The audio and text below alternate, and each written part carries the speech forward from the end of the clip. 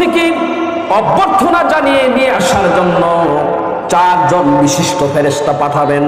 হযরতে জিবরাইল আলাইহিস সালাতু সালাম, হযরতে আজরাইল আলাইহিস সালাতু সালাম, হযরতে মিকাইল আলাইহিস সালাতু সালাম, হযরতে ইসরাফিল আলাইহিস সালাতু সালাম।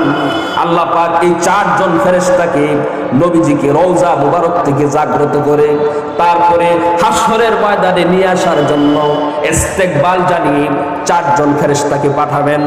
এই বাকি 3 জনের পক্ষ থেকে হযরতে জিবরাইল আলাইহিস সালাতু সালাম নবীজির রওজার পাশে দাঁড়িয়ে নবীজিকে ডাক দিবেন, ইয়া রাসূলুল্লাহ, ইয়া হাবিবাল্লাহ, আল্লাহ পাক পাঠিয়েছে, ওগো আল্লাহর হাবিব, ওগো আল্লাহর রাসূল, আপনি মেহেরবানি করে রওজা মুবারক থেকে উঠুন, মাথা উঠান।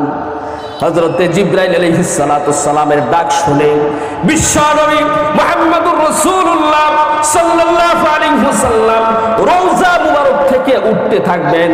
হাদিসের কিতাবের ভিতরে এসেছে নবীজির কপাল মুবারকে রওজা মুবারকের মাটি লেগে থাকবে।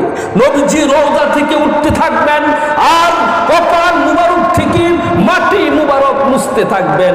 আর সর্বপ্রথম যে কথাটা বলবেন সেটা হলো, ইয়া জিবরাইল আইনা উম্মতি, ওরে জিবরাইল আগে বলো আমার উম্মতের খবর কি, আমার উম্মত কোথায়?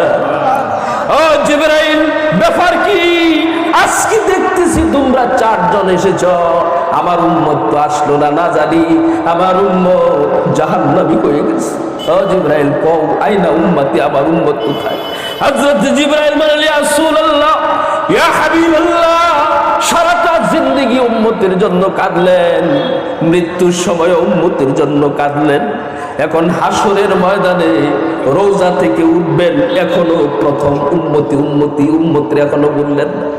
ওগো আল্লাহর পয়গম্বর, আপনার উম্মত তো এখনো কবরে অবস্থান করছে, কবরের ভিতরে আছে। ইসরাফিল আলাইহিস সালাতু সালাম সিংহায় ফুঁক দিবেন, প্রথমবার ফুঁক দিবেন, কিয়ামত প্রতিষ্ঠিত হয়ে যাবে। আর দ্বিতীয়বার ফুঁক দিবেন, সমস্ত মানুষগুলি কবর থেকে জাগ্রত হবে।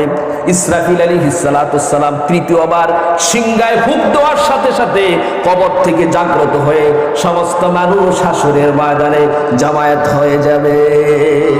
ও আল্লাহর পয়গম্বর, আপনার উম্মতেরা এখনো কবরে অবস্থান করছে, তারা তো কবরে এখনো শুয়ে আছে। আল্লাহ পাক আমাদেরকে পাঠিয়েছে আপনাকে ইস্তেকবাল জানিয়ে সর্বপ্রথম হাসরের ময়দানে নিয়ে যাওয়ার জন্য। ওগো আল্লাহর পয়গম্বর, চলুন চলুন, আমাদের সাথে চলুন। সুবহানাল্লাহ।